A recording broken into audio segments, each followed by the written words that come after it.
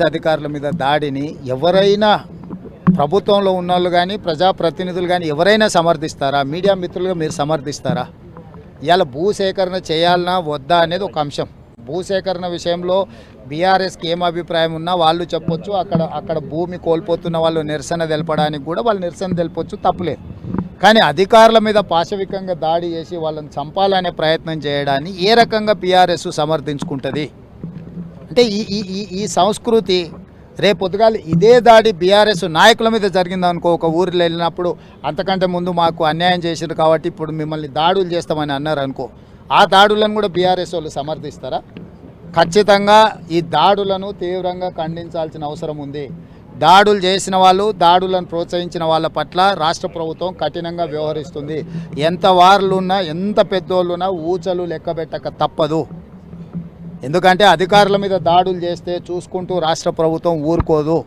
ఈరోజు రెవెన్యూ శాఖ కావచ్చు, పోలీస్ శాఖ అధికారుల మీద దాడులు చేస్తే మేము వాళ్ళకు అండగా నిలబడతాం దాడులు చేసే వాళ్లకు అని చెప్పి ఈరోజు బీఆర్ఎస్ పార్టీ కేటీఆర్ మాట్లాడుతున్నాడంటే వాళ్ళు ఏమనుకుంటున్నారు? అంటే రాష్ట్ర ప్రభుత్వం చూసుకుంటూ ఊరుకుంటుందని అనుకుంటున్నారా? రాష్ట్ర ప్రభుత్వం ఈ రకంగా దాడులను ఒకవేళ వదిలేస్తే ఈరోజు వాళ్ళని చేసి ఉండొచ్చు, రేపు వీళ్ళ మీదనే దాడులు జరిగితే ఆ రోజు చర్యలు తీసుకోమని అడగరా? ఈ దాడులను ఇట్లనే వదిలేస్తే రేపు బీఆర్ఎస్ వాళ్ళ మీద కూడా దాడులు జరిగితే కేటీఆర్ ఇదే మాట్లాడతాడా? కాబట్టి దాడులను సహించము. ఏ విషయం ఉన్నా చర్చించడానికి ప్రభుత్వం సిద్ధంగా ఉంది. దాడుల విషయంలో ఖచ్చితంగా కఠినంగా వ్యవహరిస్తాము. ప్రత్యక్షంగా దాడులు చేసిన వాళ్ళను, దాడులను ప్రోత్సహించిన వాళ్ళను, ప్రోత్సహించే వాళ్ళ వెనకాల అండగా నిలబడ్డోళ్ళను అందరి సంగతి రాష్ట్ర ప్రభుత్వం తెలుస్తుంది. చేసిందెవరు? 10 సంవత్సరాలు ప్రభుత్వాన్ని నడిపిన వాళ్ళు అధికారుల మీద దాడి చేస్తే, పోలీస్ సిబ్బంది మీద, కలెక్టర్ల మీద దాడి చేస్తే ఖండించాల్సింది పోయి దాన్ని సమర్థిస్తాం, వాళ్ళకి అండగా నిలబడతాం అంటేనే వాళ్ళకి రాష్ట్రం పట్ల, రాష్ట్ర అభివృద్ధి పట్ల ఎలాంటి ఆలోచన ఉందో దాన్ని బట్టి మనం అర్థం చేసుకోవచ్చు. ఈరోజు కలెక్టర్ల మీద లేకపోతే ఢిల్లీ వచ్చి మరి మీ గురించి అదే అమృత్ పథకంలో అక్రమాలు జరిగాయి, మీ బంధువుకే టెండర్లను ఆయన ఇప్పుడు గవర్నర్ గారు ఇచ్చే అనుమతి నుంచి తప్పించుకోవడానికి ఢిల్లీ చుట్టూతో చక్కర్లు కొడుతున్నాడు. బీజేపీ బీఆర్ యొక్క చీకటి బంధం ఇప్పుడు బయటపడుతుంది. అతను అధికారంలో ఉన్నప్పుడు పాల్పడ్డ అవినీతికి సంబంధించి విచారణ మొదలైంది. ఆ విచారణకు జవాబు చెప్పకుండా ఎదురుదాడి చేయాలనుకుంటుంది. ఏ సృజన్ రెడ్డి అయితే పేరు చెప్తుండో ఆ సృజన్ రెడ్డి ఉపేందర్ రెడ్డి గారు అల్లుడు. Upender Reddy BRS MLA. Same Srujan Reddy కంపెనీకి బీఆర్ఎస్ గవర్నమెంట్లో 1000 కోట్ల రూపాయల వర్క్ ఇచ్చింది, ఆన్ రికార్డ్ అక్కడ ఉంది. సో ఇందులో ఇప్పుడు ఆయన ఏదైతే మాట్లాడుతున్నాడో ఆయన చిత్తం వచ్చిన దగ్గర చెప్పుకొని కోర్టులో కేసు వేయమనుండ్రి, అతన్ని న్యాయపరంగా ఏం కొట్లాడుతాడో కొట్లాడమను. ఇప్పుడు కేవలం ఆయన కుటుంబం దోసుకున్న విషయాలను చర్చ జరగకుండా ఉండడానికి నా మీద ఆరోపణలు చేయాలని అనుకుంటుండు.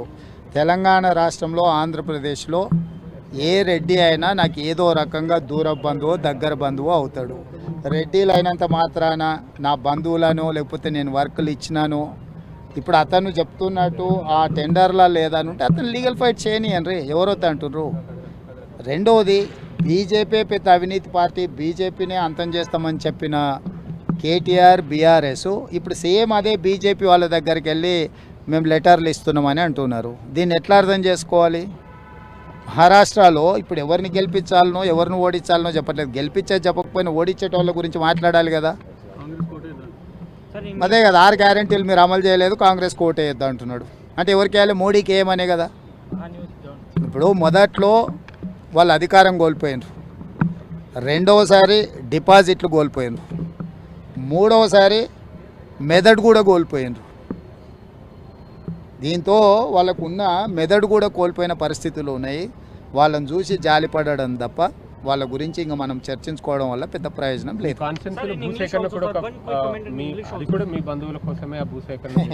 ఇప్పుడు అందరూ వాళ్ళలాగానే ఉంటారని అనుకుంటున్నారు. తిరుగుబాటు ఉందా, కుట్ర వెనకాల ఎవరు ఉన్నారు, అధికారుల మీద దాడులు చేసింది ఎవరు? 10 సంవత్సరాలు ప్రభుత్వాన్ని నడిపిన వాళ్ళు అధికారుల మీద దాడి చేస్తే, పోలీస్ సిబ్బంది మీద, కలెక్టర్ల మీద దాడి చేస్తే ఖండించాల్సింది పోయి దాన్ని సమర్థిస్తాం, వాళ్ళకి అండగా నిలబడతాం అంటేనే వాళ్ళకి రాష్ట్రం పట్ల, రాష్ట్ర అభివృద్ధి పట్ల ఎలాంటి ఆలోచన ఉందో దాన్ని బట్టి మనం అర్థం చేసుకోవచ్చు. ఈరోజు కలెక్టర్ల మీద, లేకపోతే ఇతర పోలీస్ అధికారుల మీద దాడిని ఎవరైనా ప్రభుత్వంలో ఉన్నోళ్ళు కానీ ప్రజాప్రతినిధులు కానీ ఎవరైనా సమర్థిస్తారా? మీడియా మిత్రులుగా మీరు సమర్థిస్తారా? ఇవాళ భూసేకరణ చేయాలన్నా వద్దా అనేది ఒక అంశం. భూసేకరణ విషయంలో బీఆర్ఎస్కి ఏం అభిప్రాయం ఉన్నా వాళ్ళు చెప్పొచ్చు. అక్కడ భూమి కోల్పోతున్న వాళ్ళు నిరసన తెలపడానికి కూడా వాళ్ళు నిరసన తెలపొచ్చు, తప్పులేదు. కానీ అధికారుల మీద పాశవికంగా దాడి చేసి వాళ్ళని చంపాలనే ప్రయత్నం చేయడాన్ని ఏ రకంగా బీఆర్ఎస్ సమర్థించుకుంటుంది? అంటే ఈ సంస్కృతి రేపొద్దుగాలి ఇదే దాడి బీఆర్ఎస్ నాయకుల మీద జరిగిందనుకో, ఒక ఊరిలో వెళ్ళినప్పుడు అంతకంటే ముందు మాకు అన్యాయం చేశారు కాబట్టి ఇప్పుడు మిమ్మల్ని దాడులు చేస్తామని అన్నారు అనుకో, ఆ దాడులను కూడా బీఆర్ఎస్ వాళ్ళు సమర్థిస్తారా? ఖచ్చితంగా ఈ దాడులను తీవ్రంగా ఖండించాల్సిన అవసరం ఉంది. దాడులు చేసిన వాళ్ళు, దాడులను ప్రోత్సహించిన వాళ్ళ పట్ల రాష్ట్ర ప్రభుత్వం కఠినంగా వ్యవహరిస్తుంది. ఎంత వారులున్నా, ఎంత పెద్దోళ్ళున్నా ఊచలు లెక్కబెట్టక తప్పదు. ఎందుకంటే అధికారుల మీద దాడులు చేస్తే చూసుకుంటూ రాష్ట్ర ప్రభుత్వం ఊరుకోదు. ఈరోజు రెవెన్యూ శాఖ కావచ్చు, పోలీస్ శాఖ అధికారుల మీద దాడులు చేస్తే మేము వాళ్ళకు అండగా నిలబడతాం దాడులు చేసే వాళ్ళకు అని చెప్పి ఈరోజు బీఆర్ఎస్ పార్టీ కేటీఆర్ మాట్లాడుతున్నాడంటే వాళ్ళు ఏమనుకుంటున్నారు? అంటే రాష్ట్ర ప్రభుత్వం చూసుకుంటూ ఊరుకుంటుందని అనుకుంటున్నారా? రాష్ట్ర ప్రభుత్వం ఈ రకంగా దాడులను ఒకవేళ వదిలేస్తే ఈరోజు వాళ్ళని చేసి ఉండొచ్చు, రేపు వీళ్ళ మీదనే దాడులు జరిగితే ఆ రోజు చర్యలు తీసుకోమని అడగరా? ఈ దాడులను ఇట్లనే వదిలేస్తే రేపు బీఆర్ఎస్ వాళ్ళ మీద కూడా దాడులు జరిగితే కేటీఆర్ ఇదే మాట్లాడతాడా? కాబట్టి దాడులను సహించము. ఏ విషయం ఉన్నా చర్చించడానికి ప్రభుత్వం సిద్ధంగా ఉంది.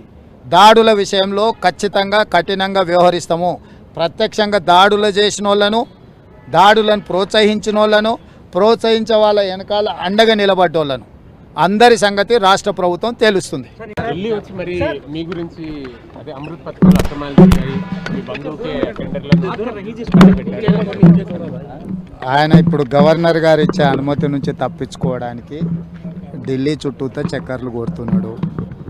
బీజేపీ బీఆర్ యొక్క చీకటి బంధం ఇప్పుడు బయటపడుతుంది. అతను